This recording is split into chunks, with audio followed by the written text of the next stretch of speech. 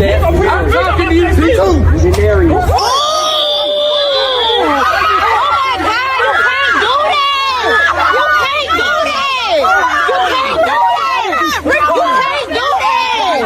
On April 6th, 2026, in Osceola, Arkansas, a small city about 50 miles north of Memphis, Tennessee, a man was sitting in his wheelchair outside his apartment building, minding his business, worried about his family, when the person who was supposed to protect him walked up and slapped him across the face. That man's name is Denarius Williams. That right there is why you're going to go to jail. You're not going to talk to me like that. I'm talking to you too. He has been paralyzed from the stomach down since 2013 when he was shot in the back. He cannot feel or move anything below his belly button. He cannot stand. He cannot run. He cannot defend himself from the waist down. And the person who slapped him was not a stranger with a grudge. It was the chief of police. Before we go any further, if you are new here, this channel is where we talk about racism, power, and the consequences that follow when communities refuse to be silent. Hit that subscribe button right now and drop a comment below telling me where you are watching from.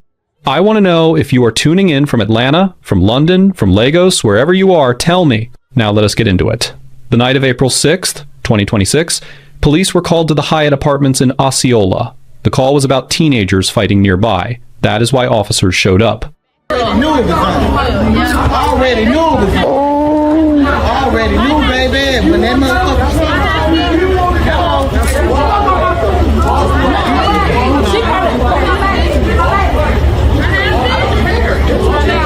That was the assignment. Denarius Williams was not part of that call. He was not fighting. He was not a suspect. He was a father and a husband sitting outside his home in his wheelchair, and what he found out when officers arrived was that his wife and his son had been handcuffed and detained. Now, ask yourself honestly, if that were your family, what would you do? You would want to know what was happening. You would want answers. That is all Denarius Williams wanted. During the response, the newly appointed chief of police, Robert Bobby Eflin, walked up to Williams. Words were exchanged. Williams, by his own account, told the chief to get his finger out of his face. He admitted he used some strong language. He said he told the chief to get his hands off him and to move his finger from his face. But he was clear.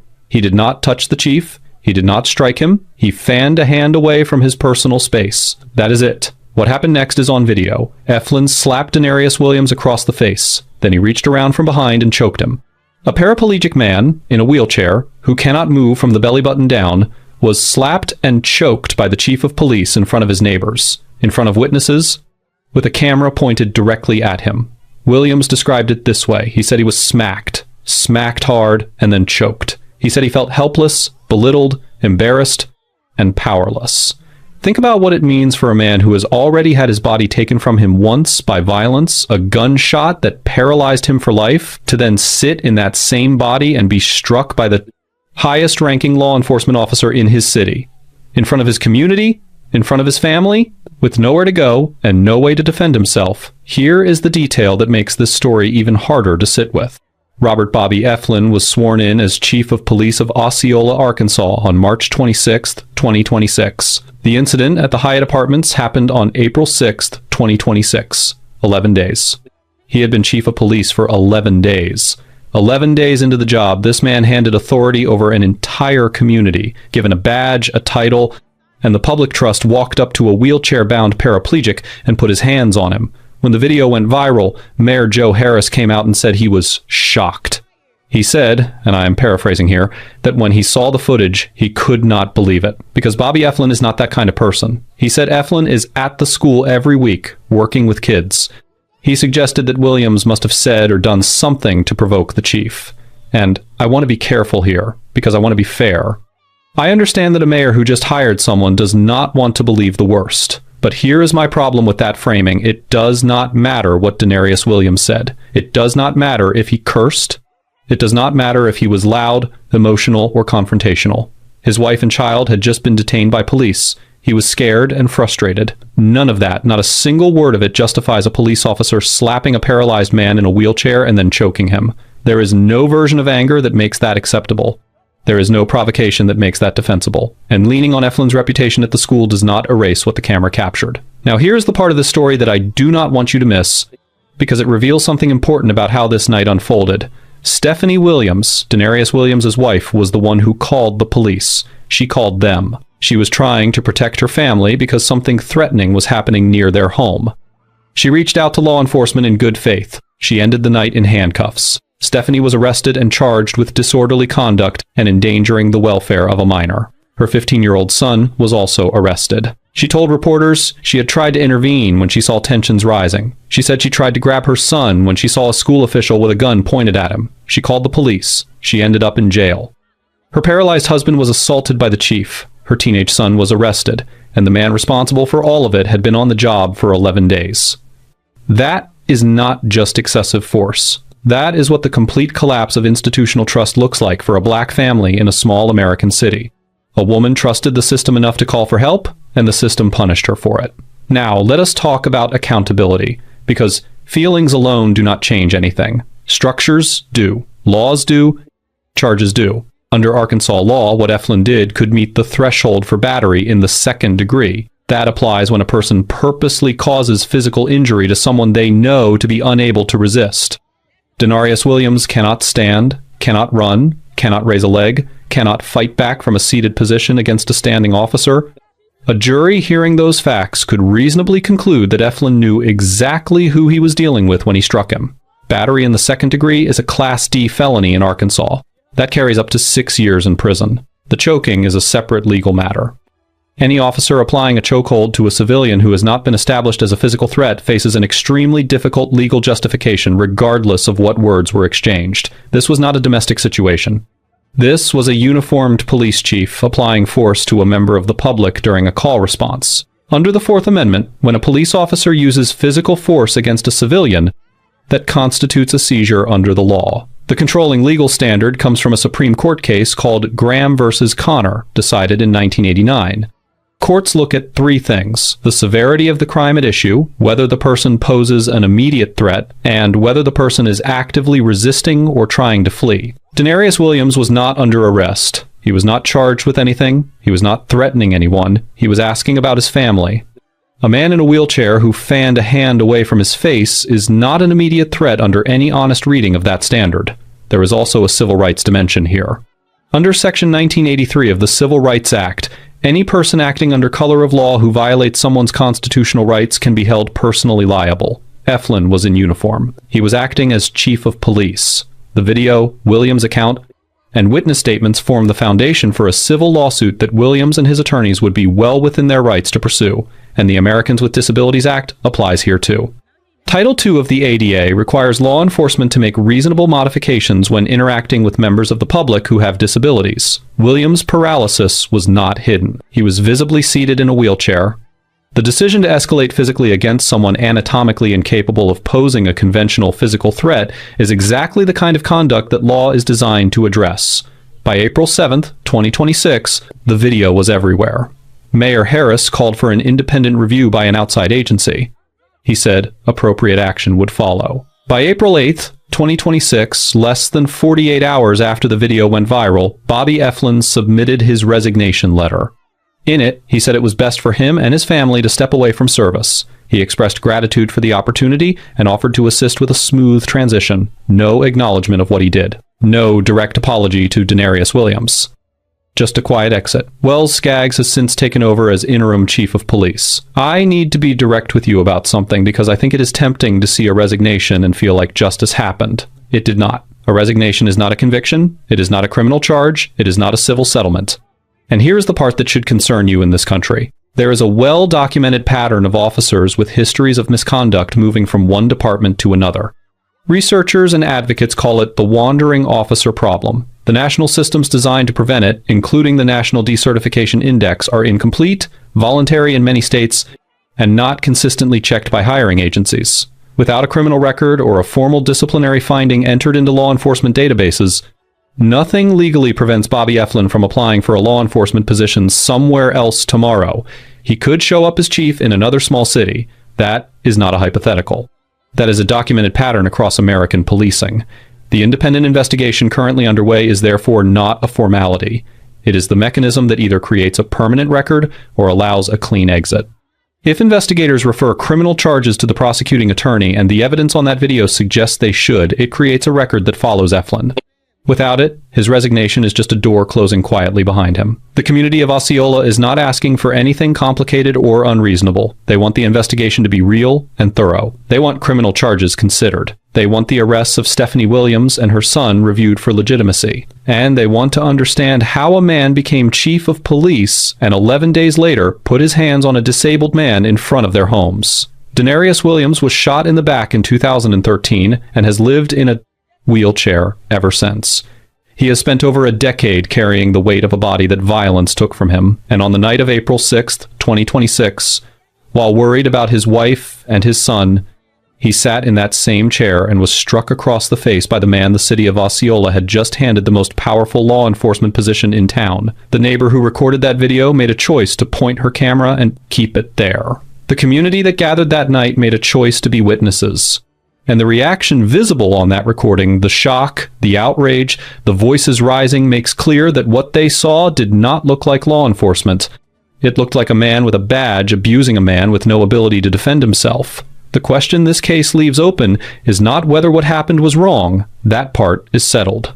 The question is whether the systems built to respond to it will actually do their job: a transparent investigation, criminal charges if the evidence warrants them, and a record that follows Bobby Eflin wherever he goes next.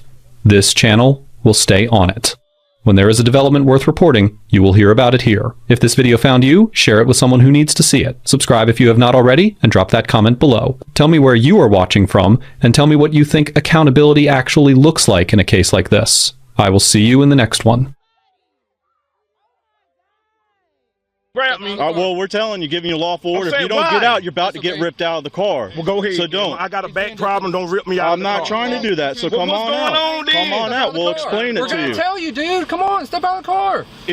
Let me go. No, I'm not letting you go. Bro, let me go, This is your last bro. chance, man. No. Get the fuck out. Get out.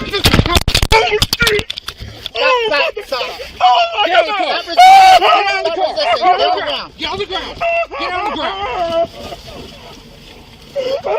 Hands behind your back. In August, a 42-year-old black grandfather in Summerville, South Carolina, drove away from his relative's home and within minutes was grabbed by the throat, punched in the face, and arrested. Pull him up. Up in the trunk. If you got your camera, put it in my face. We got a camera, bro. The package that supposedly justified the stop, it was still sitting on the porch where the police had left it. Not in his car, not in his hands. On the porch. This episode covers unreasonable traffic stops, excessive use of force, unlawful vehicle searches, and the constitutional protections that were violated at nearly every stage of this encounter. We will walk through each one carefully because what happened to Timmy Miles is not just an outrage. It is a legal education. Before we go further, if you are watching this and you care about understanding your rights and holding law enforcement accountable, subscribe now and hit the notification bell. This channel exists to give you the legal knowledge to protect yourself and your community. Share this video. Knowledge is the first line of defense. To properly analyze this encounter, we must first understand the operation that preceded it. Law enforcement agencies frequently employ a tactic known as a controlled delivery. Charleston police had intercepted a FedEx package containing marijuana addressed to a residence in Somerville. The package was addressed to an individual who did not reside there, and Timmy Miles, who was visiting the home to see family, had no knowledge of it. Officers from the Somerville Police Department delivered the package to the front porch of the residence and stationed surveillance officers in a wooded area nearby to observe who would take possession of it. This is a lawful and established investigative technique. The legal theory is straightforward. Whoever knowingly takes possession of a package containing contraband can be charged with receipt of that contraband. However, the operation's integrity depends entirely on officers maintaining continuous and reliable observation of the package. That did not happen here. The officers lost sight of the package. At roughly the same time, Timmy Miles left the residence. Corporal Robert Barano concluded without any confirmatory evidence that Miles must have picked up the package. That conclusion, drawn without a single piece of articulable evidence, became the basis for everything that followed. The Fourth Amendment to the United States Constitution protects individuals against unreasonable seizures. A traffic stop constitutes a seizure under the Fourth Amendment, and to be constitutional, It must be supported by at least reasonable suspicion, a standard established by the Supreme Court in Terry v. Ohio in 1968. Reasonable suspicion requires that an officer be able to point to specific, articulable facts that, taken together with rational inferences, reasonably suggest that criminal activity is occurring. Critically, it is an objective standard, meaning a court will ask not merely what the officer believed, but whether a reasonable officer in the same circumstances would have held that belief. Here, the only basis for stopping Timmy Miles was that officers had lost sight of a package and Miles had left the property around the same time. Miles had not been seen picking up the package. No surveillance footage captured him taking it, no officer witnessed him handle it. The package, as it would turn out, had never moved. It was still on the porch. Under these circumstances, Miles would have a strong argument, and his attorneys did make this argument, that the traffic stop was not supported by reasonable suspicion and was therefore unconstitutional from the outset. The Supreme Court held in Pennsylvania v. Mims in 1977 that officers may order a driver to exit a vehicle during a lawful traffic stop as a matter of course without requiring any additional justification. This was extended to passengers in Maryland v. Wilson in 1997. However, and this is critical, the lawfulness of that order depends on the lawfulness of the underlying stop. If the stop lacks reasonable suspicion, the order to exit may itself be unlawful, and a defendant could potentially argue they were not required to comply. That said, courts have generally been reluctant to extend the right to resist even unlawful police orders, particularly in the Fourth Circuit, which governs South Carolina. Section 16-5-50 of the South Carolina Code limits the hindering statute to interference with arrests. However, a Somerville municipal ordinance makes it unlawful to refuse to obey a lawful order of any police officer engaged in official duties, giving Miles a potential defense if the underlying stop was unlawful. Now, assuming for the sake of analysis that the stop was lawful, what level of force may an officer use to remove a non-compliant driver? The Fourth Circuit addressed this directly in Armstrong v. Village of Pinehurst in 2016, holding that non-compliance with lawful orders justifies some use of force, but that the level of justified force varies based on the risks posed by the resistance. The distinction between active and passive resistance is central here.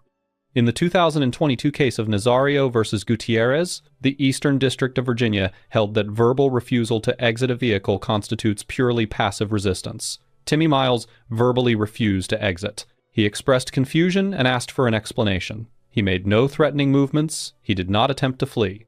He was, by every observable measure, passively resistant. The Fourth Circuit has been clear that passive resistance does not justify severe force. In the 2020 case of Wilson v. Painter, the court denied qualified immunity to an officer who delivered a single closed-fist strike to the face of a driver who had failed to comply with 4 consecutive orders to exit his vehicle, noting that the driver had made no threatening or evasive movements and that the officer had blocked the door. In a 2021 appeal, the Fourth Circuit affirmed that denial. Barano waited approximately 35 seconds before using force, slightly longer than the officer in Wilson, but used significantly more force. He grabbed Miles by the throat, choked him, and punched him at least twice in the face. The department's own separation documentation stated that there was no apparent imminent threat, that Barano's conduct was not objectively reasonable, and that it violated both departmental policy and state law. Another detective was observed grabbing Barano's arm in what appeared to be an attempt to prevent further strikes. Under these precedents, Miles has a strong constitutional claim that the force used against him was excessive and unreasonable. After Miles was removed from his vehicle, officers discovered that the package was still on the porch. The basis for the stop had evaporated. At that point, continued detention of Miles in handcuffs raises serious Fourth Amendment concerns. A seizure must be justified at every moment of its duration. Once the justification for a stop disappears, continuing to detain someone requires independent justification. The officers had none. Rather than releasing Miles, they requested a canine unit. The Supreme Court addressed canine sniffs in 2 key cases. In Illinois v. Cabales in 2005, the court held that a dog sniff conducted during a lawful traffic stop does not constitute a Fourth Amendment search. However, in Rodriguez v. United States in 2015, the court clarified that officers cannot extend a traffic stop beyond the time reasonably needed to address the original purpose of the stop in order to conduct a dog sniff absent independent, reasonable, articulable suspicion of additional criminal activity. Given that the basis for the original stop had already collapsed, and given that Miles was being held well beyond any reasonable traffic stop duration, the extension of his detention to await the canine unit is constitutionally problematic. The canine arrived and conducted a free air sniff of Miles's vehicle. It did not alert. Despite the negative canine alert, despite Miles's explicit and repeated denial of consent, and despite the absence of probable cause, officers proceeded to conduct an extensive search of Miles's vehicle opening notebooks, folders, and containers throughout the car. The Fourth Amendment generally requires a warrant before officers may search a vehicle. Courts have recognized several exceptions, the most relevant of which is the automobile exception. Established in Carroll v. United States in 1925 and refined in Pennsylvania v. LeBron in 1996. If a vehicle is readily mobile and officers have probable cause to believe it contains contraband, a warrantless search is permissible. While the Fourth Circuit held in United States v. Sheets in 2002 that the odor of marijuana can provide probable cause to search a vehicle, there is no precedent establishing that a driver's admission to personal marijuana use without any evidence connecting that use to the vehicle, and in the absence of a canine alert, constitutes probable cause to search. Officers appeared to rely on Miles's admission as their justification. That justification almost certainly would not survive judicial scrutiny, particularly given that the canine had already sniffed the vehicle and found nothing. The search of Miles's vehicle was, in all probability, unconstitutional. Miles was originally charged with possession with intent to distribute marijuana and disobeying a lawful order. Both charges were dismissed, the drug charge dismissed in January of the following year, less than 5 months after the incident. Barano was terminated from the Somerville Police Department. He was subsequently arrested and charged with third-degree assault and battery. A judge found him guilty after a bench trial, sentencing him to time served. Miles filed civil rights lawsuits in both state and federal court. The state case was voluntarily dismissed. The federal case filed under case number 222, CV02789, was terminated in May of 2024, consistent with a settlement. Legal analysts estimated the potential value at over $1 million. No other officers involved in the incident were disciplined, not those who witnessed the force, not those who conducted the unlawful search, and not those who continued Miles's detention after the basis for the stop was proven false. The officers involved in this encounter receive an F, not solely for Barano's violence, but for a collective failure of judgment, integrity, and constitutional adherence that ran through every stage of the encounter, from an unjustified stop to an unlawful search, to a pattern of conduct that can only be described as an attempt to manufacture justification for harm already inflicted. Timmy Miles demonstrated a clear understanding of his rights, particularly his Fourth Amendment right to refuse consent to a vehicle search, which he exercised loudly and persistently. He receives high marks for that. However, in practical terms, citizens in similar situations may be better served by complying with officer orders in the moment, while clearly stating their objection for the record and pursuing legal remedies afterward. The courtroom, not the roadside, is where these battles are most effectively won. Understanding your rights matters. Knowing the law matters. And documenting every second matters. If this video helped you understand what happened and why it matters, please subscribe and share this video. Every view is a person who now knows more about their rights than they did before. That knowledge belongs to everyone, but it matters most in communities that have been systematically denied it. We will see you in the next episode. On the ground! Get on the ground! Do you not listen? Get on the ground! Get on the ground! Get on the ground!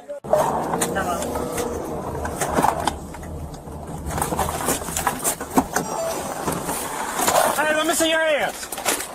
Bert, get on the ground! Get on the ground! Get on the ground right here! Get on the ground! You! Burgundy shirt, get on the ground! Over here! On the ground! On the ground! Get on the ground! Do you not listen? Get on the ground! Get on the ground! Get on the ground! There's a gun behind me. There's a gun, I believe, behind me. I ain't got no gun, nothing. Put your hands behind your back.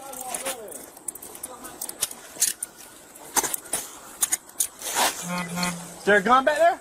Ain't no gun. By that truck. Ain't no gun. You're not listening, dude.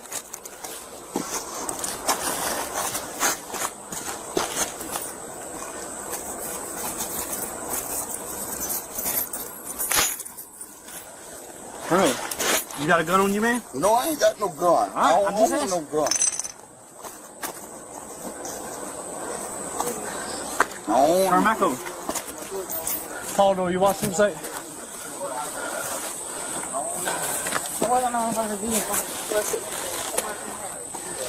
He had something. I ain't on no gun. The door's unlocked, it's not always so. No, he was right here. Watch him. Go watch him. There it is. I don't want no gun. Alright, that's what he had.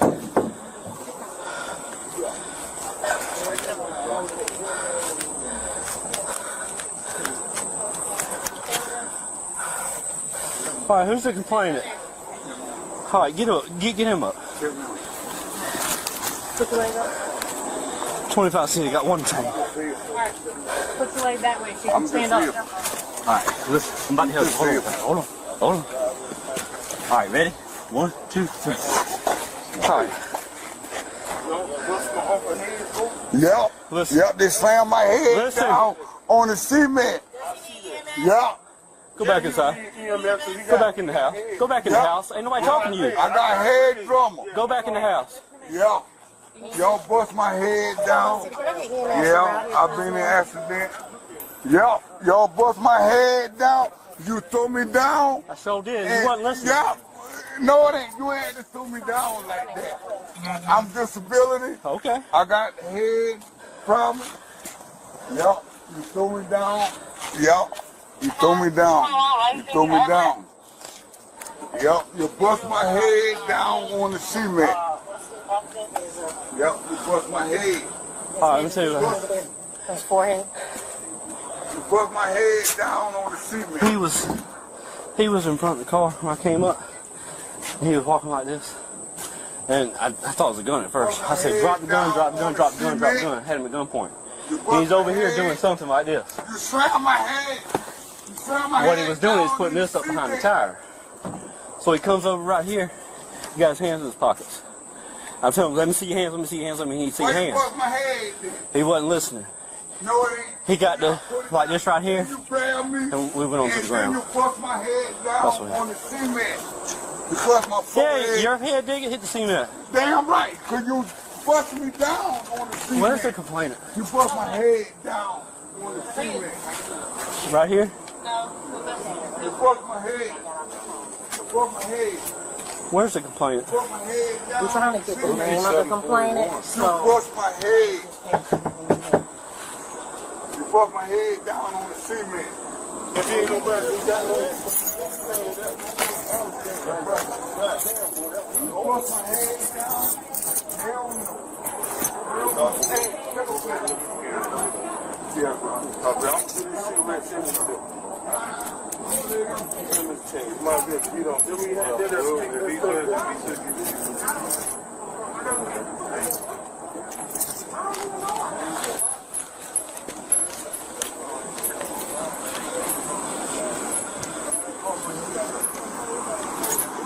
Anybody had no gun.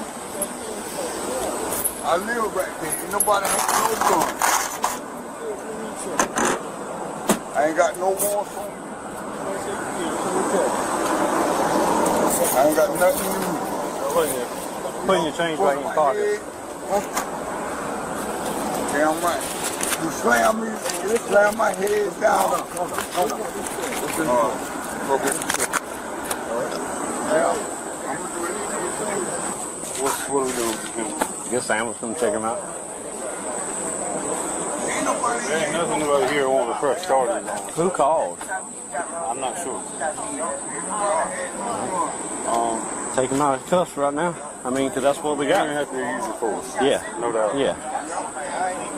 slam my head down. Dude, I didn't know what his intention was. Use your force. You need to have a look at the camera. Alright. The officer did wrong. Slam my head down. Bust my forehead. Damn right. You gonna pay me for that.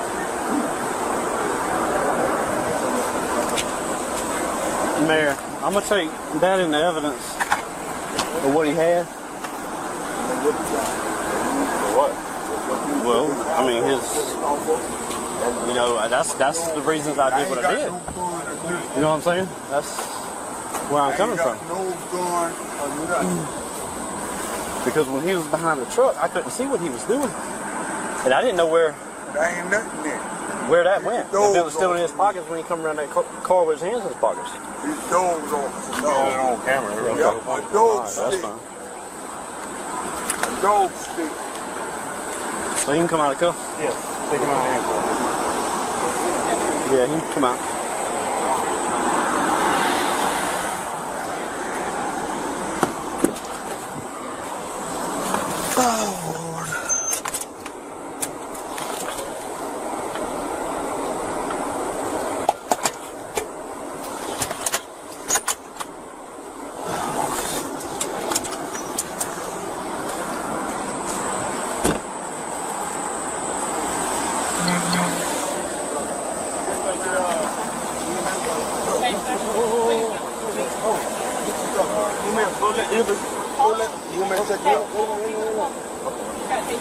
You mind looking?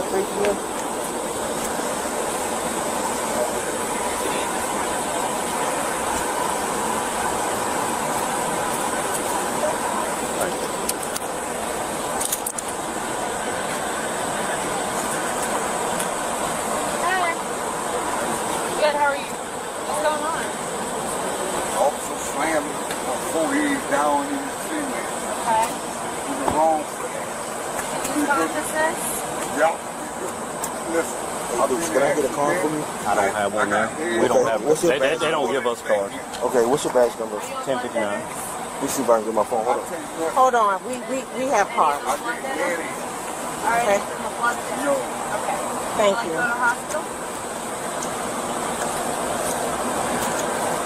Yeah. Brandon, he can get this stuff off the car.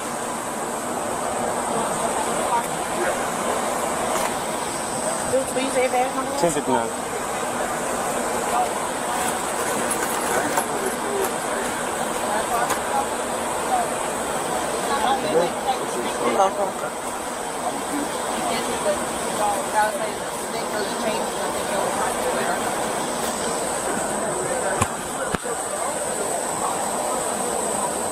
On the 26th day of July, 2021, in Orangeburg, South Carolina, just after 5 o'clock in the afternoon, two men were doing something completely ordinary.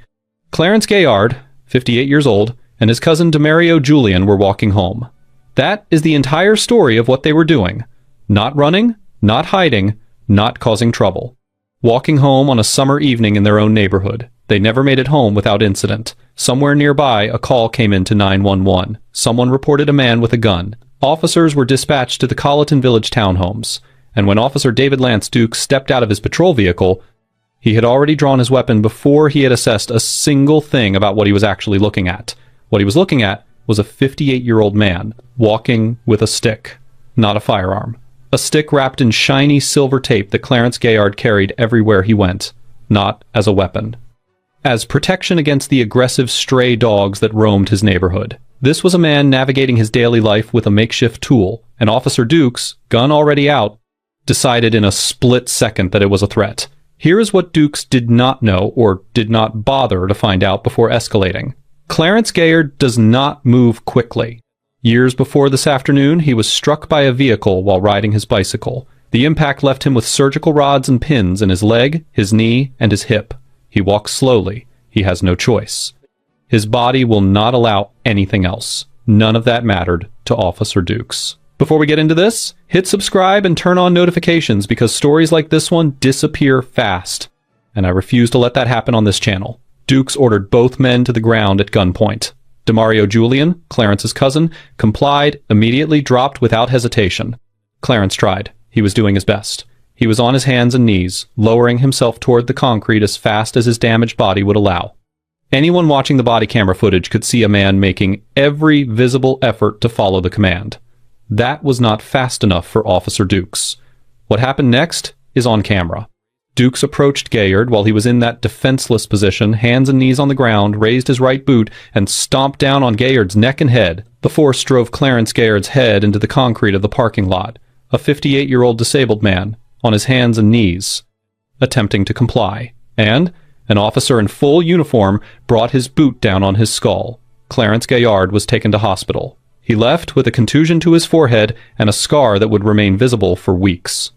Whatever that moment leaves inside a man, the kind that no medical report has a category for that went home with him too, here is where it gets worse. When Dukes cuffed Gaillard and brought him to his feet, Gaillard, head bleeding, said, "Y'all bust my head down. You throw me down." Dukes responded, "I sure did. You weren't listening." Not regret, not concern, not the reaction of a man who understood he had crossed a line that should never have been crossed. Certainty. Almost satisfaction. "I sure did." Then Dukes walked over to explain himself to his supervisor, and what he told that sergeant is one of the most remarkable moments in this entire case. He said Gaillard had a stick, and he thought it was a gun. He said Gaillard failed to comply. He said both he and Gaillard simply went to the ground together. He did not mention the stomp. He described a man who fell, not a man whose head he had driven into concrete with his boot. He stood there and lied. His colleague, Sergeant Aquil Polidore, was standing right there. Her body camera caught everything, and when Dukes finished his version of events, Polidore looked directly at the supervisor and said, "He is not telling the truth." Dukes kicked Mr. Gaillard in the neck. In her written report, Polidore noted she had asked multiple times whether Gaillard needed medical attention. Neither Dukes nor the other officer answered her. She wrote that she was in disbelief over what she had witnessed. Sergeant Polidore did not look away. She did not close ranks. She told the truth, on camera, in writing, while Dukes was standing right there. That deserves to be said clearly and remembered. Let us pause and examine what was happening legally in that parking lot. Under the Fourth Amendment of the United States Constitution, all citizens are protected from unreasonable seizures, including the use of excessive force by law enforcement. The legal standard, established by the Supreme Court in Graham v. Connor in 1989, requires that force used by an officer must be objectively reasonable based on the circumstances as they appeared at the moment, not in hindsight, but in the moment. The relevant factors are the severity of the crime suspected, whether the suspect poses an immediate threat, and whether the suspect is actively resisting or fleeing. Apply those factors here. Clarence Gaillard was suspected of nothing more than possibly carrying a weapon based on a single unverified 911 call. He posed no immediate threat. He was on his hands and knees. He was not resisting. He was actively, visibly attempting to comply. There is no reasonable reading of Graham versus Connor under which stomping on the head and neck of a man already on the ground constitutes lawful force. The department's own investigators agreed. The duty captain described Dukes' use of force as excessive. The internal report formally documented that Dukes' account was inconsistent with the body camera footage, a written finding, from inside his own department that he had lied in his official report. That is not an allegation. That is a documented institutional conclusion. 2 days after the incident, Orangeburg Department of Public Safety Chief Mike Adams terminated David Lance Dukes, stating publicly that his actions fell outside the department's use of force policies. The case was then referred to the South Carolina Law Enforcement Division for criminal investigation. SLED determined that Dukes' actions were likely to produce death or great bodily injury. On July 31st, 2021, 5 days after the stomp, Dukes was arrested and charged with first-degree assault and battery. He was booked into the Orangeburg County Detention Center and released on a $10,000 bond. If convicted, he faces up to 10 years in prison. The criminal case is still working through the courts. In November of 2021, the city of Orangeburg reached a $650,000 civil settlement with Clarence Gaillard. The city issued a formal apology and committed to establishing a citizens' task force for oversight of law enforcement interactions with the public. Gaillard's attorney, Justin Bamberg, noted he had rarely seen a city accept responsibility so quickly and work so visibly to prevent recurrence. Now here is the part of the story that the press releases left out. David Lance Dukes had a history. According to records from the South Carolina Criminal Justice Academy, he was originally hired by the Calhoun County Sheriff's Office in 2012, but was removed because he could not pass the mandatory academy test. He rejoined the force a year later. By April of 2020, his supervisor documented that Dukes was causing turmoil within the unit, creating a hostile work environment, and was counterproductive to the goals and mission of the department. That same supervisor had personally counseled Dukes on his behavior and conduct at least 6 times. In October of 2020, Dukes was fired from the Calhoun County Sheriff's Office for insubordination. 9 months later, he was standing in a parking lot in Orangeburg with a badge, a gun, and his boot on a man's head. A department hired him anyway, gave him a uniform, sent him into a community where 75% of residents are black, and when that community called 911, a call placed, it later emerged, by a relative of Gaillard who said she had never actually seen a gun and declined to press any charges. David Lance Dukes was the response they got. From a legal standpoint, this raises the question of negligent hiring, a civil doctrine that holds employers liable when they hire individuals they knew, or should have known, posed a foreseeable risk of harm. If an employer can be held liable for ignoring an employee's documented problematic history, the same principle applies to law enforcement agencies. Orangeburg did not create Duke's record, but someone reviewed it and decided it was not disqualifying. That decision has consequences, legal, moral, and human. This is not unique to Orangeburg. Across the United States, a well-documented phenomenon exists where officers with misconduct records move between departments, sometimes called gypsy cops in policy literature, because no centralized, mandatory functional system exists to flag and prevent that movement. The paper trail was there, the system just did not act on it.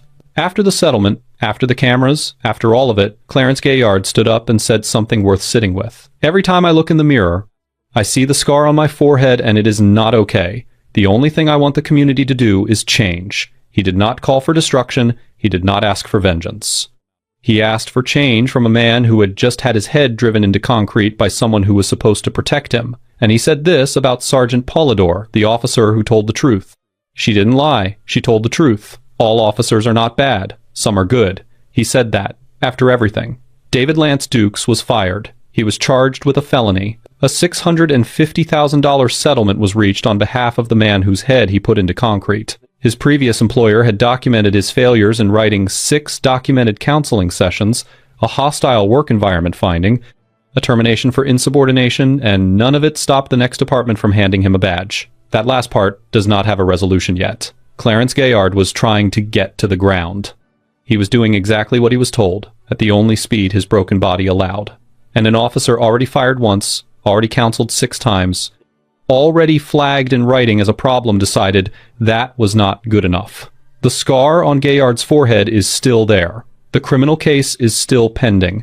And somewhere in South Carolina, there is a hiring process that looked at David Lance Duke's full record and said, yes, anyway, that process has not been fixed. Not here. Not in enough places. Until it is, what happened in that parking lot on July 26th, 2021 will keep happening. Somewhere else. To someone else. By someone whose paper trail was already writing the ending long before any body camera ever rolled? Drop your thoughts in the comments. Share this if it reached you. Subscribe if you want to stay with stories like this one. Last time! Drop the knife! Drop it!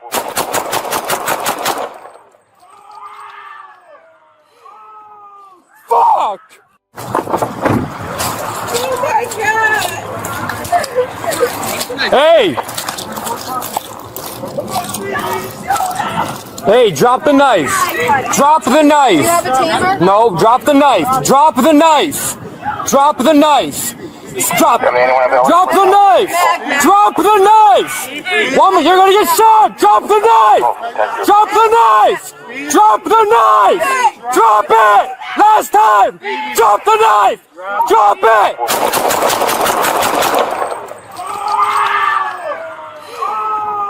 Fuck! Fuck!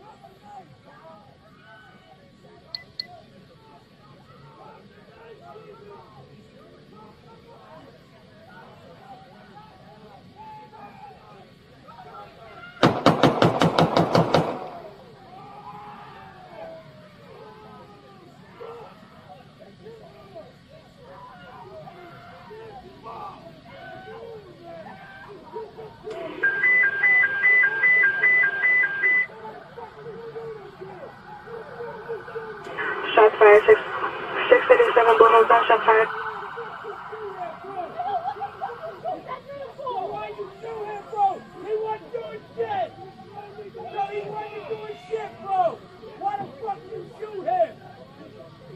Officer involved, 667 shots fired. 667 blew his back.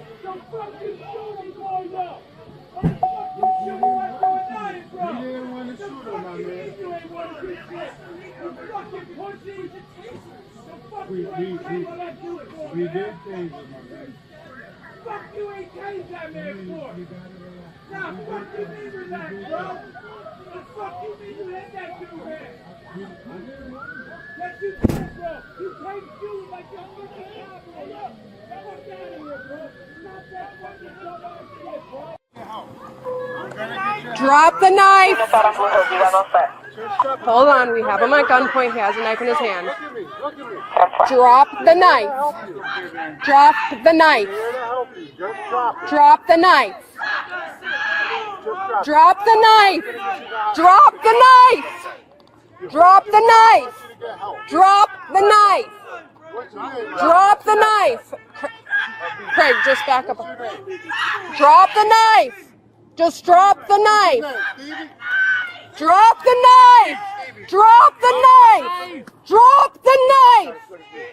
Drop the knife. Craig, just back up a little bit. Drop the knife. Drop the knife. Drop the knife. Drop the knife. Craig, just back up, back up, back up. Craig. Drop the knife! Stevie, you gotta drop the knife. We do not want to shoot you. Just drop the knife. Drop the knife! Drop the knife, hon. Drop the knife. Drop the knife! Honey, you gotta drop the knife. You gotta drop the knife. Still hasn't let go of the knife. Drop the knife! Drop the knife, hon. Back up, hon. Just back up a little bit. Stevie, you gotta drop the knife. You gotta drop the knife. You gotta drop it, honey. Drop it, hon. Drop it. It's not that, hon, we don't have to do that stuff. Can we, do we have another taser? Okay, can you drop it for me, Steve? Do we have anyone else with a taser? Steve, can you drop it? Come in. What's going on with you? Honey, you gotta drop the knife. Drop it. Just drop it so we can help you. You got a big knife in here. You gotta drop it so we can help you. Please just drop the knife, hon. All right, Steve? Steve, you're okay. We're gonna make sure you're okay. Just drop the knife. Come on. We're gonna go talk to somebody, okay? Drop the knife, hon. Do you have a taser? Do you have a taser? No, drop the knife. Drop the knife. Drop the knife. Stevie. Mag. Drop the knife. Mag, just back. Drop the knife. Mag. Drop the knife. Drop it! Stevie! Last time. Drop the knife. Drop it. You gotta drop it. My man, you gotta drop it. You gotta drop it. We don't want to shoot you. We don't want to, bro. You gotta drop it. Drop it. You don't want to get shot. You don't want to get shot. Come on. Drop the knife. We don't want to do that. Can you just drop the knife for me, my man? Just drop it. Just drop it. Just drop it. My man, you don't want to get shot. Think about it. Drop the knife. We're just going to get your help. We're going to get your help. Just drop it. Just drop it. My man, we're good. Yo, look at me. Look at me. We're here to help you. We're here to help you. Just drop it. Just drop it. We're just going to get you to the hospital. We're going to talk to somebody. Your family wants you to get help. What's your name, my man? What's your name? What's your name? Stevie. What's his name? Stevie? Stevie, can you drop it for me? Stevie, you gotta drop it. You gotta drop it, Steve. You got. Stevie, you gotta drop it. You gotta drop it. You gotta drop it. You gotta drop it. Stevie, watch that. Stevie, drop the knife. Come on, baby. Stevie, you're okay. Stevie, look. They're trying to help you. They're trying to help you. Calm down, Stevie. They want to help you. Just drop it and we'll help you. You ain't hungry? Stevie, drop it. Drop it. We're going to put the guns away and that's it. It's me and Nate. Me and Derek. We gonna get something to eat. Drop the knife. Stevie, just drop it.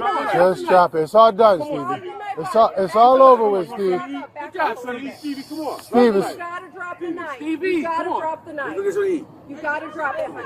Yeah, get Sonny, Stevie. Come on. Drop it, hon. Stevie, it's over with. It's over with. Just drop it and let's go get help. Drop All the right? knife. It's not that. Okay. You don't have to do Stevie, that. drop the knife. Stevie, you're okay. Do we have another chance? You're okay. Can you drop it for me, Steve? Stevie, can you drop it, my man? What's going on with you?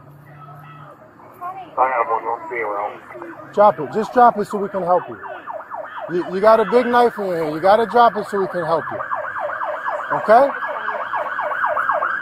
All right, Steve? Steve, you're okay. We're going to make sure you're okay. Just drop the knife. We're going to get you. We're going to go talk to somebody, okay? Stevie, just drop it. Just drop it. Drop the knife. Stevie, Mac, chill. Stevie,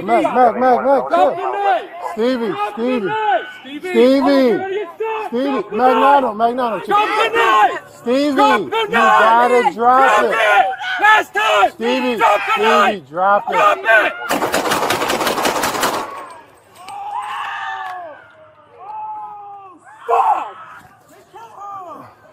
There's the knife.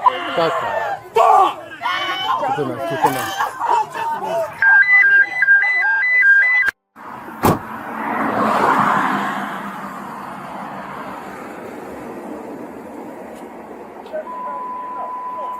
Hold on. Drop the knife. Drop the knife first.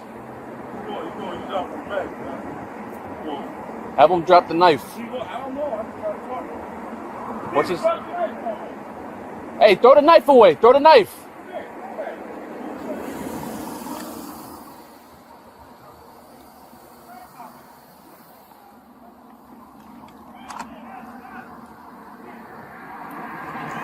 Drop. All right, he's coming toward you. Drop the knife. Drop the knife. Yep. I'm not gonna shoot him. Drop the knife. Drop the knife.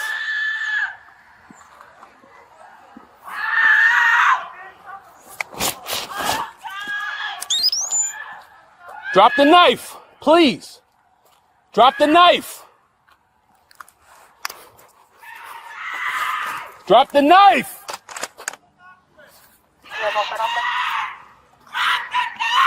I'm just creating distance. Drop the knife.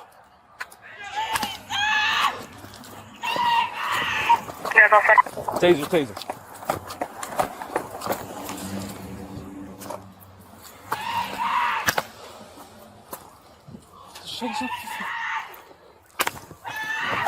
Relax. You gotta drop the knife. We don't want to shoot you. We don't want to shoot you. You gotta drop it. Shit is ineffective. You gotta drop it.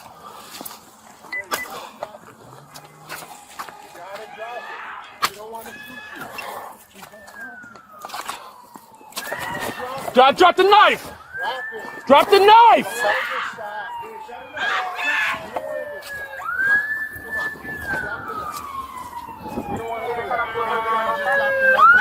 Drop the knife.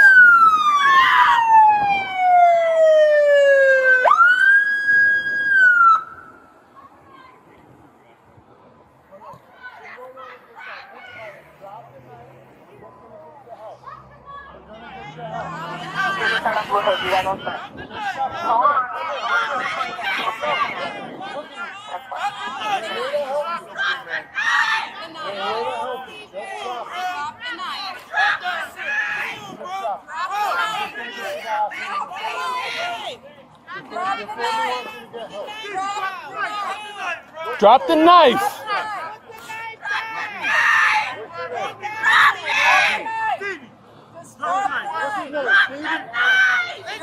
Stevie, drop the knife.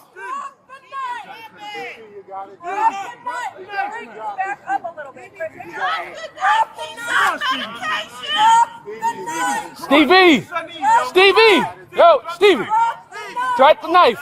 Hey, Stevie, drop the knife. Come on, baby. Come on. Look, Stevie, look. Let's do this 2 cheese and bacon.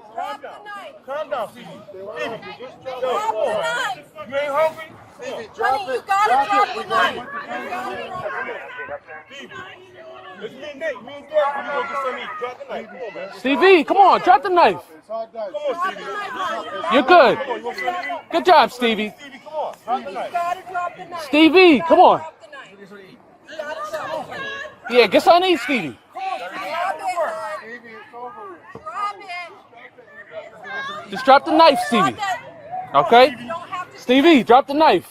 Do we have another taser? You okay? Can you drop it for me, Steve? Stevie, can you drop it? What's going on?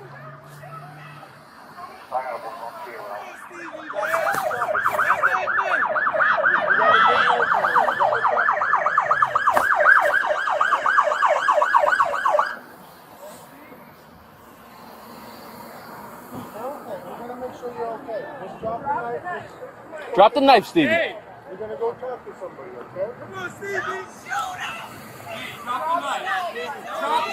Stevie, drop the knife, all right? Stevie. Drop the knife! Drop the knife! Stevie. You're gonna get shot! Drop the knife! Steve. Drop the knife! Stevie. Stevie.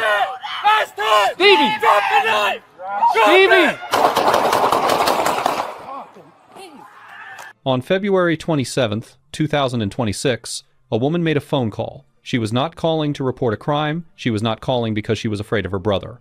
She was calling because she loved him, because she could see he was struggling, because she believed, the way families are supposed to believe, that the system would send help. Her name is Audrey Jones. Her brother's name was Stephen Jones. Everyone who knew him called him Stevie. Stevie never came home. And before this video is over, you are going to understand exactly how a sister's call for help became a death sentence. You are going to understand the law, the failures, the pattern, and the people who are still fighting for answers. If you have not seen my last video about Everard Walker, I will leave it linked in the description, because what happened to Stevie Jones did not happen in isolation. It happened 8 days after Everard Walker was killed in his own apartment on Capitol Avenue. 8 days. Same city, same crisis, same outcome. 2 black men, 2 families that did the right thing. 2 funerals. But today we are talking about Stevie. Before we get into it, if you are new here, subscribe and turn on notifications. We cover stories like this every single week, and you do not want to miss what is coming. Now, let us get into it. Stephen Jones was 55 years old. He lived in Hartford's North End on Blue Hills Avenue. He was known in his community as Stevie, a name that carries warmth, the kind of name people use when they genuinely love you. His sister Audrey described him simply. He was a good person. He was always there for everyone. He was a good brother to me. That is who was standing on that front stoop on the morning of February 27th. Not a criminal, not a threat. A 55-year-old man who was not well, whose family could see it, and whose sister made the hardest kind of decision a family member can make. She called for help. Audrey Jones dialed 911 on the morning of February 27th, 2026. She reported that her brother was experiencing an acute mental health crisis. She told them he had not taken his medication. She was present. She was trying to get him care. Now I need to pause here because I covered this in my Everard Walker video, and I need you to carry that context into this story. Hartford had a program, a real one. The Hartford Emergency Assistance Response Team, the HERE team, was specifically designed to send social workers and peer responders instead of police to exactly this kind of call. The city spent $5 million building it. It had handled over 2,000 calls since 2022. It existed so that a family like Audrey's would not have to pray that the people who showed up at their door would choose care over force. But by January 2026, that program had already been quietly gutted. Weekend coverage eliminated entirely. Evening hours cut. A key partner organization dropped. Federal funding had dried up and the city had not replaced it. So when Audrey called 911 on that Friday morning, the full safety net that should have caught her brother was already fraying at the edges. What arrived instead was police. Officer Josue Charles arrived first. He found Stevie Jones on the front stoop of his apartment holding a knife. He immediately ordered Stevie to drop it. Stevie walked slowly toward him. Officer Charles deployed a taser. It was ineffective. And then Officer Charles said something to Audrey Jones that I want you to hold on to. He looked at her and said, "I am not going to shoot him." Read that again. The first officer on scene, facing a man with a knife, made a choice. He made a promise. I am not going to shoot him. Officer James Prignano arrived next. He kept talking to Stevie. He told him, "We don't want to shoot you. We don't want to, brother. We're just going to get you help. We're here to help you. Just drop it. We're just going to get you to the hospital. We're going to talk to somebody. Your family wants you to get help." Officer Jacqueline Torres arrived third. She asked Stevie to drop the knife. She asked if anyone had another taser. She kept the tone measured. She kept working. For 5 full minutes, 3 officers stood in the street with Stevie Jones. They formed a semicircle around him. They called him by name. They told him he was going to be okay. They did not fire their weapons. 5 minutes is a long time when you are afraid. 5 minutes is a long time when you are holding a position and trying to reach someone who cannot reach back. Those 3 officers held that line. And then a 4th officer arrived. Officer Joseph Magnano pulled up to Blue Hills Avenue as the 4th officer on scene. He was 23 years old. He had graduated from the police academy on March 28, 2025. He had been on the job for less than 1 year. He was still inside his probationary period. He had no taser. From the moment Officer Magnano stepped out of his patrol car to the moment he fired the first shot, 32 seconds elapsed. 32 seconds. While the other officers had spent 5 minutes building toward a moment where Stevie might put down that knife, Magnano arrived, pointed his gun, and within 32 seconds made a decision that those 3 officers had spent 5 full minutes refusing to make. The body camera footage shows what happened in those seconds. Officer Torres asked Magnano if he had a taser. He said no. He pointed his weapon at Stevie and ordered him to drop the knife. Stevie walked toward him.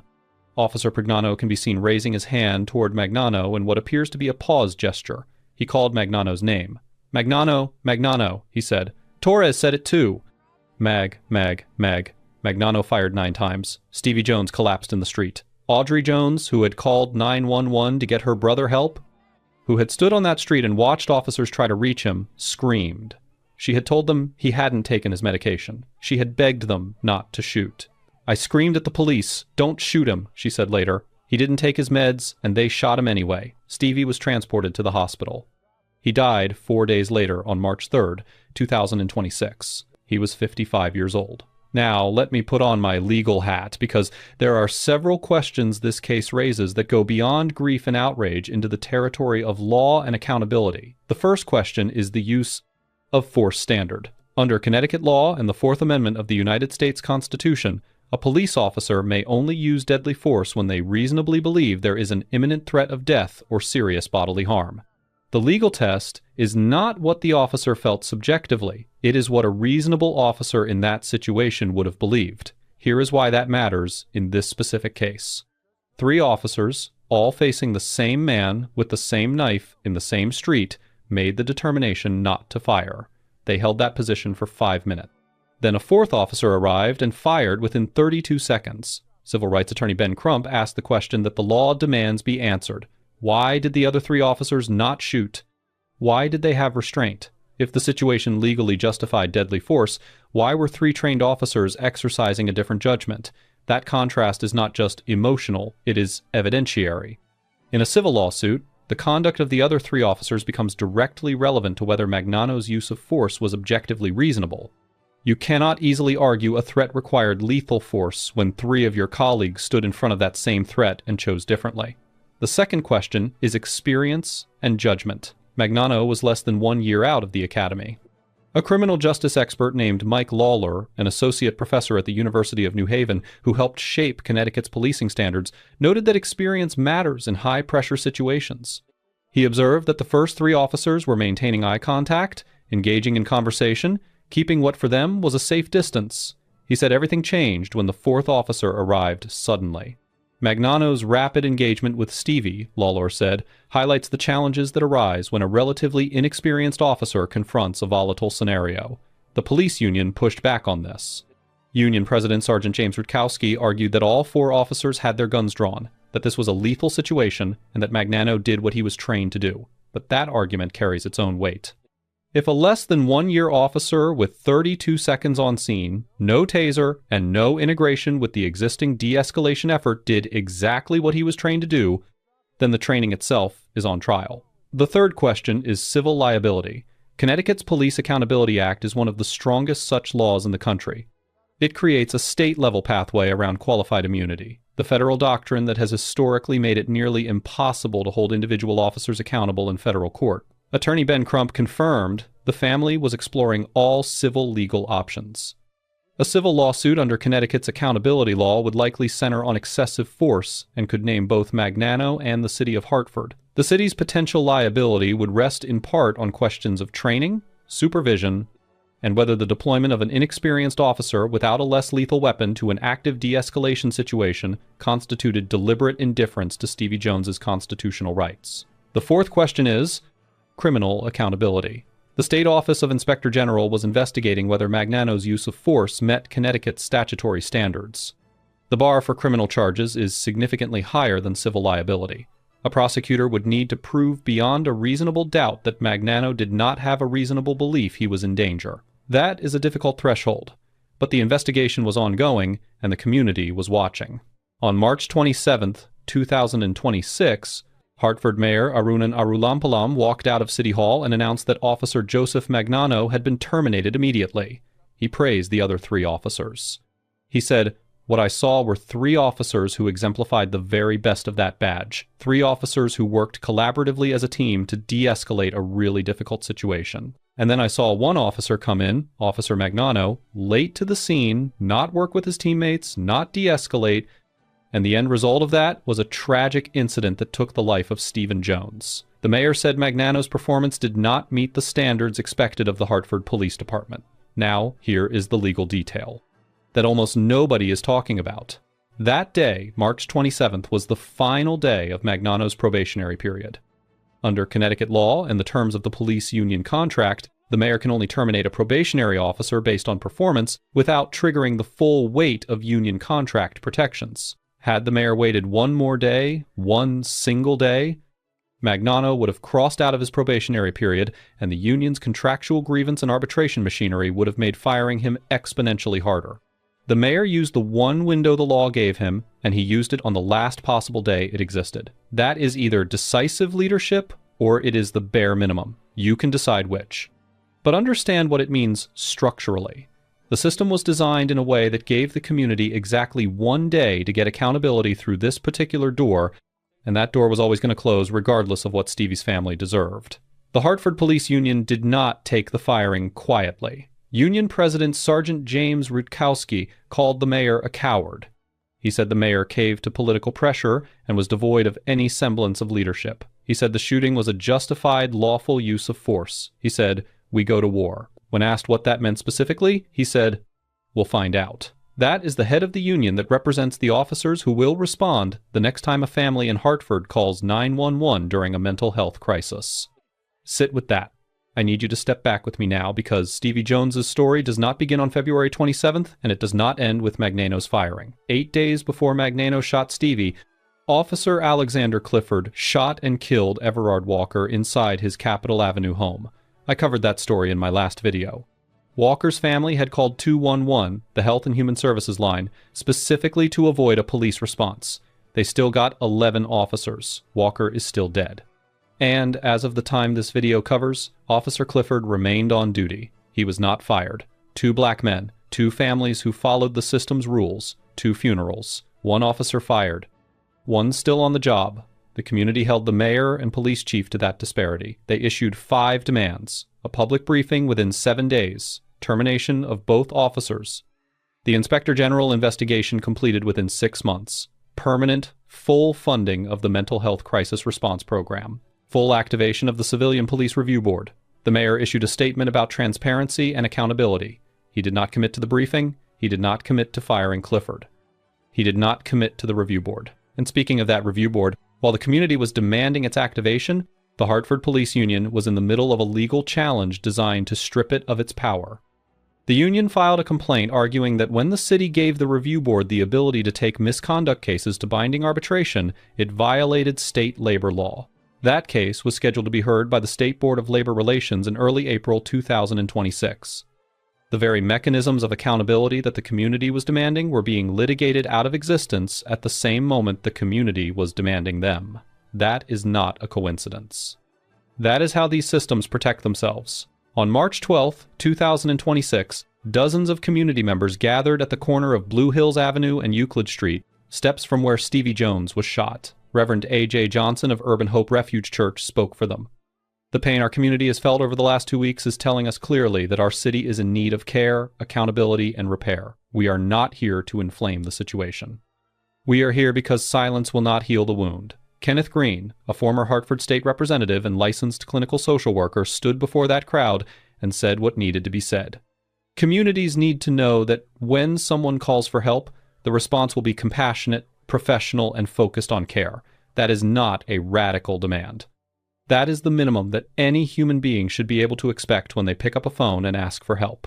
Stevie's funeral was held on March 26, 2026 in Bloomfield. Reverend Al Sharpton was there, Ben Crump was there, Mayor Arulampalam was there, and Audrey Jones was there, the woman who made that phone call, the woman who stood on that street and watched what happened to her brother, the woman who said afterward, "If I would have known that they were going to kill my brother, I would not have ever called 911 for an ambulance." Read that again. The sister of a man killed during a mental health crisis is telling the world that she regrets calling for help. That is the damage this does, not just to one family, not just to one community. To every single person who now has to weigh whether calling 911 for a loved one in crisis is worth the risk. That is what was taken from Hartford's North End on February 27th, 2026. Not just Stevie Jones. The ability to trust the phone call itself. Stevie Jones did not die because he was dangerous. 3 officers stood in front of him for 5 minutes and made that determination with their restraint.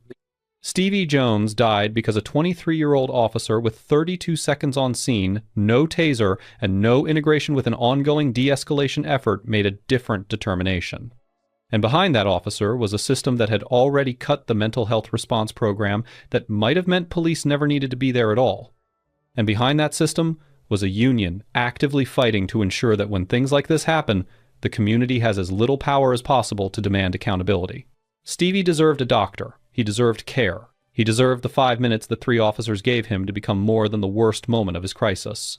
He deserved to walk back into that apartment and take his medication and call his sister and tell her he was okay. He deserved to come home. Say his name. Stephen Jones. Stevie. 55 years old. A good person. A good brother. A man who deserved better from every single institution that failed him on February 27, 2026. If this video moved you, share it. Drop your thoughts in the comments. If you are new here, go watch my Everard Walker video because these 2 stories are one story. And subscribe because this is what we do. We make sure these names are not forgotten. I will see you in the next one.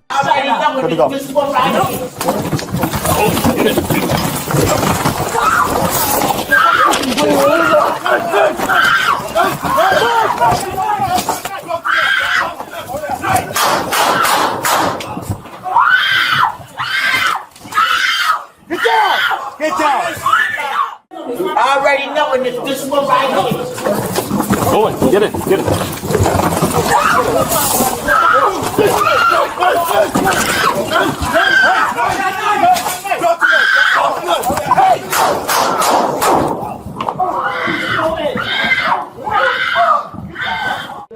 Let her come through.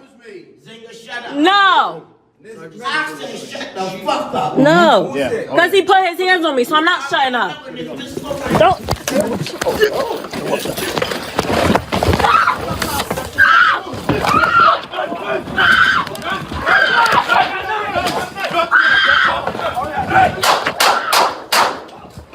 February 19th, 2026, Hartford, Connecticut. Sometime before 10 in the morning, a family makes a decision, a hard one. The kind of decision that takes deliberation, that takes trust, that takes courage, because they know what can happen when certain people show up at your door. They do not call 911, they call 211. That distinction is everything. And by the end of this video, you are going to understand exactly why. 53-year-old Everard Walker is inside his third-floor apartment on Capitol Avenue. He is not well. His family knows it. They love him. They want him evaluated. They want a doctor. They want someone trained to handle exactly this kind of moment, to walk through that door and bring him back to himself. What they get instead is 11 police officers.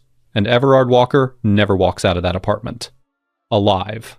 If you are new here, this channel exists to make sure stories like this one do not get buried. Subscribe, turn on your notifications, and let's get into it. Before we talk about what happened in that apartment, I need you to know who was in it. Everard Walker was 53 years old, a Jamaican man, a father of 6. He had been with his partner, Linda Gray, for 29 years. They would have celebrated their anniversary on February 21st, 2 days after the shooting. His daughter Menon said her father always put his kids first. Always. His brother Charles described a man who was his world. Linda Gray said it plainest of all. Everard was my world. He was my healer. This was not a stranger. This was not a name on a report. This was a man who showed up for his family every single day. Now, here is the context you need about his mental health, because it matters to everything that follows. Last fall, Everard Walker had a psychotic episode linked to a laced cigarette, something that happened to him, not something he chose. He was involuntarily hospitalized, and while he was locked away, unable to get to the people he loved, his 29-year-old stepdaughter died of cancer. He missed her death. He missed her funeral. He never got to say goodbye. By February 2026, Walker had run out of his medication. He was struggling. His family could see it. And so they did what a family that loves someone is supposed to do. They asked for help. Now, let me teach you something, because this is where the legal education starts and where the systemic failure begins. 211 is not 911. In Connecticut, 211 is the Health and Human Services helpline specifically designed as an alternative to calling police during a mental health crisis. The state of Connecticut invested $5 million building out its mental health crisis infrastructure, including something called the Heart Team in Hartford, specifically so that a situation like Everard Walker's would not require a police response. $5 million. The family knew this. That is why they called 211 and not 911. Walker's son Jadane made that call. The family told the operator repeatedly, Everard is not dangerous to himself, he is not dangerous to the community, he ran out of his medication. He needs an evaluation, he needs a doctor. They were not calling in a threat, they were calling in a father. 2 clinicians from the Capital Region Mental Health Center were dispatched. 2 trained professionals equipped to handle exactly this. That is, the system working the way it was designed to work. But then, those clinicians made a request. They asked Hartford police to accompany them. And right there, right at that moment, the door opened to everything that followed. If the people specifically trained to handle mental health crises felt they needed police backup to walk into Everard Walker's apartment, what does that tell you about how this city views black men in mental health crisis? Not as patients, not as human beings who need care, as threats that need to be managed. That request changed. Everything. Let me walk you through what happened, beat by beat, because the timeline matters. Officers arrive alongside the clinicians. Walker's son and daughter are present. The clinicians begin speaking with Walker through the open doorway. That is the protocol. And for a while, it works. Nobody is in immediate danger. The situation is tense, but contained. Then, officers attempt to enter. Walker pushes back. Officers retreat, fearing he might throw a pot of boiling water at them. And here is the thing they made the right call. They stepped back. They de-escalated. No shots fired. Nobody hurt. Negotiations continue for nearly an entire hour. Let that sink in. For almost 60 minutes, Everard Walker is in that apartment with his children, with mental health professionals, with police outside his door, and nobody is dead. The situation is being managed. Then, just before 11 in the morning, Walker tries to close his door. His own son, the same son who made the 211 call to get his father help, physically tries to restrain him. Officers decide to re-enter to assist. Inside that cramped apartment, Walker produces a knife. Officers order him to drop it. He does not comply. Officer Giovanni Rivera loses his footing and falls backward. Officer Alexander Clifford fires multiple shots. Everard Walker is struck in the torso, in the neck, in his right arm. He is transported to St. Francis Hospital. He is pronounced dead. From a 211 call to a homicide in 1 hour. Now, let me put on my legal education hat. First, the knife. The family's attorney described it as a ratchet. a 4-inch pocket knife, common in Jamaican culture. And here is what I need you to notice before the investigation was even complete. Before any determination of whether this shooting was justified, the Office of the Inspector General released still images of Everard Walker holding that knife. Why? Who does that serve? It does not serve Everard Walker. It does not serve his family. What it does is construct a narrative, a justification before we even have all the facts. That is a tactic. Recognize it. Second, use of force law. Under Connecticut law and the Fourth Amendment of the United States Constitution, deadly force by a police officer is only legally justified when the officer reasonably believes there is an imminent threat of death or serious bodily harm. The key word is reasonable. 11 officers. A cramped third-floor apartment. One man with a 4-inch knife who ran out of his medication. Did Everard Walker require a lethal response? Or did 11 officers crowding into a small apartment create the very conditions that made a lethal outcome almost inevitable? The family's attorney asked it directly. How does it go from 2 social workers and 2 police officers to 11 officers barging into his house and killing him? That is not just a moral question. That is a legal and administrative question this city needs to answer. Third, the homicide ruling. The medical examiner ruled Everard Walker's death a homicide. I need you to understand what that means legally, because people confuse this constantly. A homicide ruling classifies the manner of death one human being caused the death of another. It is not an automatic criminal charge, but it keeps the door open. The Inspector General still has to decide whether to refer this case for prosecution. That ruling is a foundation, and the family's legal team is building on it. Fourth, Connecticut's Police Accountability Act. This is one of the strongest police accountability laws in the country. It allows civil lawsuits against individual officers and against municipalities for excessive force or constitutional violations. This matters because of qualified immunity, the federal doctrine that has historically made it nearly impossible to sue police officers in federal court. Connecticut's law creates a state-level pathway around that barrier. The Walker family does not have to clear the impossible federal bar. That is a tool, and they are using it. Now let me zoom out, because what happened to Everard Walker did not happen in isolation. 8 days after he was killed, 8 days Hartford police responded to another mental health call. Another black man, another family that called for help. His name was Stephen Jones, 55 years old. Officer Joseph Magnano arrived on the scene, and within 30 seconds, he opened fire. 9 shots. Jones died. 2 black men. 2 mental health calls. 2 families who asked for help, 11 days apart. The pattern is not a coincidence. The pattern is the system. The community said enough. Organizations across Hartford made 5 demands of the mayor and police chief: a public briefing, termination of the officers involved, the Inspector General investigation completed within 6 months, permanent mental health crisis funding, and full activation of the Police Accountability Review Board. Mayor Arulampalam issued a statement about transparency and accountability. He did not commit to the briefing. He did not commit to firing the officers. He did not commit to the review board. Officer Magnano, who shot Stephen Jones, was eventually fired. Officer Clifford, who shot Everard Walker, remained on duty. The difference in how the same administration handled these 2 cases tells you something. Sit with that. Both men killed were black. Both families called the system designed to help them. Both were met with bullets. This is not feelings. This is history. This is a community that still had the faith to call 211 to try to do things right and still lost their father, their husband, their healer. How does a 211 call end up in a barrage of bullets? Who is going to trust 211? Who is going to trust the system when the system keeps doing this? The vigil was held 2 weeks after the shooting. His daughter said, "Hartford police won't walk me down the aisle at my wedding." His brother said, "What happened in that apartment leaves us with more questions than answers." And Linda Gray, 29 years, 6 children, a life built together, looked into a camera and said 3 words: "He killed my husband." That is all she had left to give.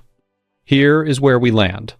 Everard Walker did not die because he was a danger to this city. He died because a system that was supposed to protect him failed him at every single turn.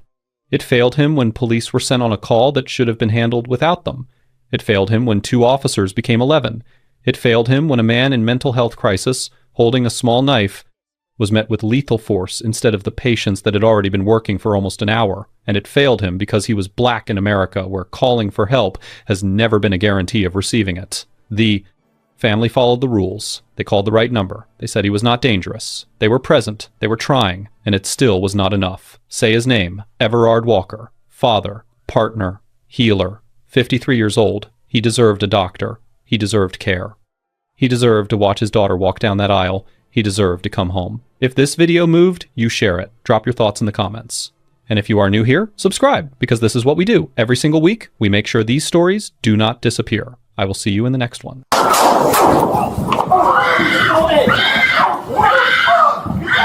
Let her come through. No. Shut the fuck up. No. Because he put his hands on me, so I'm not shutting up. Don't.